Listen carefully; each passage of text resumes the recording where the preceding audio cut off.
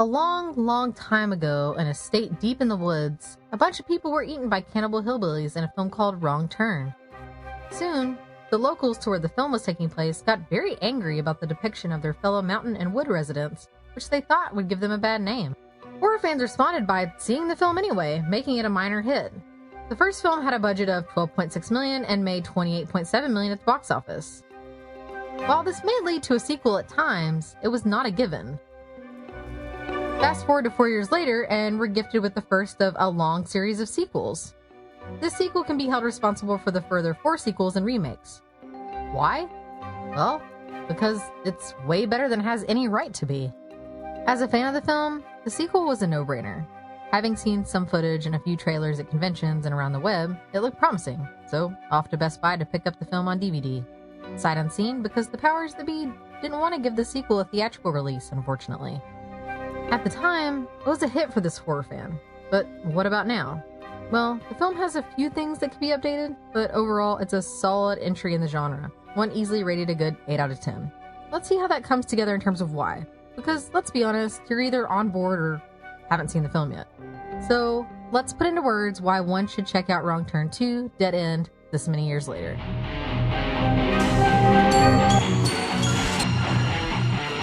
Nice hearing from you, Carlos.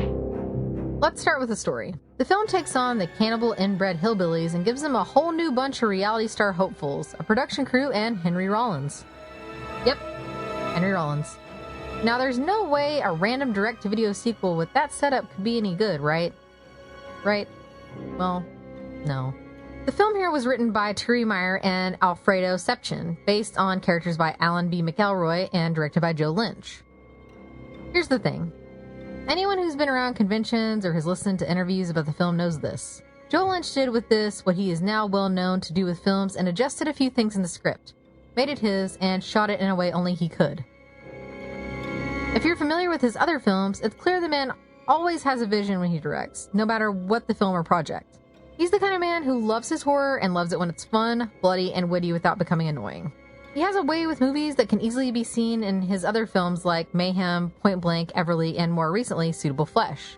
His films have an energy that is clearly him, something that is easier to understand once one has met the man, which I've been lucky enough to do so many times over the years as he roamed all kinds of conventions, industry events, and film festivals. There are not many men who could walk into a film festival like Fantasia and decide to make the whole crowd meow the 20th Century Fox theme. Yes. Meow. It made sense given the fest. It set the tone for his premiere, and it made every single person in that audience love him even more. This is just one of the many stories of who Joe Lynch is and how he connects with audiences in person or through films. His work on Wrong Turn 2 helped the film immensely and helped make it what it is now. It can also be said that his work on this film is why we now have 4 more sequels and a remake. Had Wrong Turn 2 sucked horribly, it would not have led to much more for this franchise. His work here is solid, and it must be noted. This was his first feature film as a director, his other works being in music videos and other fields related to entertainment. The cast here brings a lot to the film, with performances that still work, some of them of course better than others, but overall the cast here is solid. The main name most will notice right away is Henry Rollins. If you don't know who Rollins is, pause this, go search for him online, check out his work, and then come back here after. But don't forget to come back though. Real quick. Henry Rollins is a respected artist and human. He's been an actor, an author, a singer, a podcast host, a DJ, a television host, a voiceover artist, and a bunch more. In terms of films, before Wrong Turn 2, he's been in Kiss Napoleon Goodbye, The Chase, Johnny Mnemonic, Heat, Lost Highway, The New Guy, Bad Boys 2, just to name a few. Since Wrong Turn 2, he's been in more films and television, including Sons of Anarchy, He Never Died, and Z Nation. He has a very specific screen presence, and Wrong Turn 2 makes really good use of it. As the opening star, the opening kill, Kimberly Caldwell plays herself, a reality star who finished 7th on her first show and intends on winning this one. Of course, she's the first face on the screen in this movie, so saying she's the first kill isn't exactly a spoiler. Her work here is pretty much as expected. She plays herself with a bit of an extra attitude, just long enough to get split in half. By the way, that split in half Kimberly was a magnet that they gave out at conventions to promote the film. I still have one on my fridge. It's a 2-piece magnet that splits down the middle, and you can put Kimberly on your fridge in 2 spots at once. It's Not safe for work and still one of the best pieces of film swag I've gotten in my whole life. Side note, the top best was the hatchet knife sharpener. The rest of the cast is a mix of folks horror fans are familiar with, like Erica Learson, Matthew Curry Holmes, Yan K. Crystal Lowe, and Texas Battle, with other familiar faces from random television shows and films, including Daniela Alonso, Steve Braun, and Alexa Palladino. The cast does well, plays by the rules of their respective characters, and well, it's easy to guess who will survive in the end. Or is it?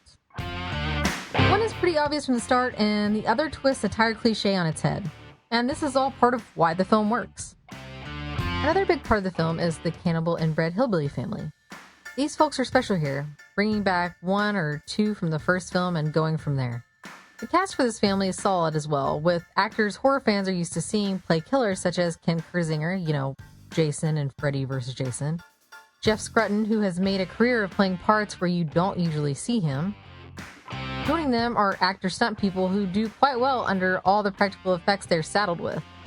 The family is well put together and just so off-putting. It's perfectly right for the film, which leads us to the special effects. The two main companies credited here are Optic Nerve Studios and WCT Productions MCT. Optic Nerve is the company most will have heard of, but here what matters is how these two companies did. How does the gore look on screen? Are the scenes with cannibalism realistic? Does the blood look good? The answer to these questions is yes on all counts. The film uses blood deliberately and in copious amounts. The cannibal inbred hillbillies look gross, and that baby at the end? Yeah, totally a puppet. Yes, it could have looked a bit more realistic, but it works here, so whatever, it's what the film needed. Add on to this the cinematography by Robin Lowen and the music by Bear McCready, and you get an effective horror romp through the woods. The film looks great and allows you to see everything that is going on. No ultra shaky cam, no darkness to hide the lower budget. This film looks like every single penny of the budget is visible on screen and then some. The way every single department came together to create a sequel bigger than the first film in the series is something that is required to be seen.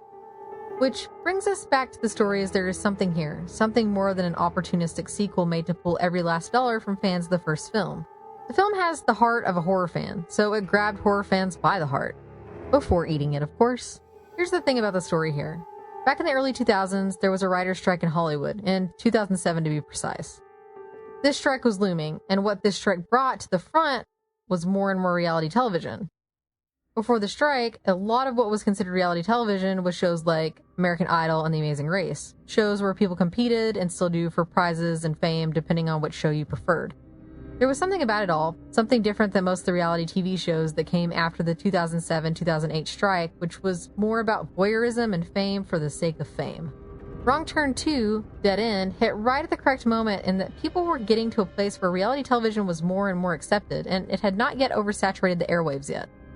The fact that video stores were still a thing and people bought movies on physical media a whole lot more than now also helped make the sequel make sense. This film showed up at the exact right moment, but it was not the only one of its kind. What this one had above the others in the same subgenre was the talent behind and in front of the camera, the people who made this film. There was something magic in how the gore came together with the cast of familiar faces, how the film managed to get Henry Rollins as not the lead, but the leader of the bunch. His character was clearly a mix of actual people on reality television with a side of army drill sergeant. The characters set up to die here, because that's what they are, they're sheep to the slaughter, sit in the woods where the cannibals live and kill. There's something not quite right from the very start, and the film makes the most of it. The characters are a bit predictable because, of course. But also, it's not an issue. They get to be actually more human than expected in some cases, they have interactions that aren't expected, and they're given something more than just a number in the order to die in. There's more here than in most films of this type, and having seen Joe Lynch's other films since, that something extra does seem to be the Joe Lynch touch. Something that seems to be somewhere between well-educated filmmaker and absolute film fanboy. This shows, and it helps the viewers connect with the film and love the ever-living blood out of it. Wrong Turn 2 Dead End was a sequel that's very much marketed to horror fans through magazines like Fangoria, at conventions, and by the way of websites like Arrow in the Head and Dread Central. A big part of the film's success, besides the obvious talent of those involved, was how it became a thing online long before everyone and their mother was on social media. It didn't have a viral campaign, it didn't have reels posted by influencers, it would not have made sense to have it marketed by influencers even if they were around at the time. This film got horror fans talking the second they saw a scene from it, the second a trailer hit their eyeballs. This is a film that some of us remember wanting to see just based on chatter at conventions and on message boards. Yeah, we old, but check out our horror. It's gory, it's gooey, it's bloody, and it's pretty violent. Direct-to-video may have seemed like a death sentence to some, but it was a hit for this film. As a horror fan, it was one of those films that was worth picking up as a blind buy and putting it on for friends. This is a film to watch in a group, in a cabin in the woods if you can. This is one of my favorites from 2007 as discussed, and it's one that is still on regular rotation at this house.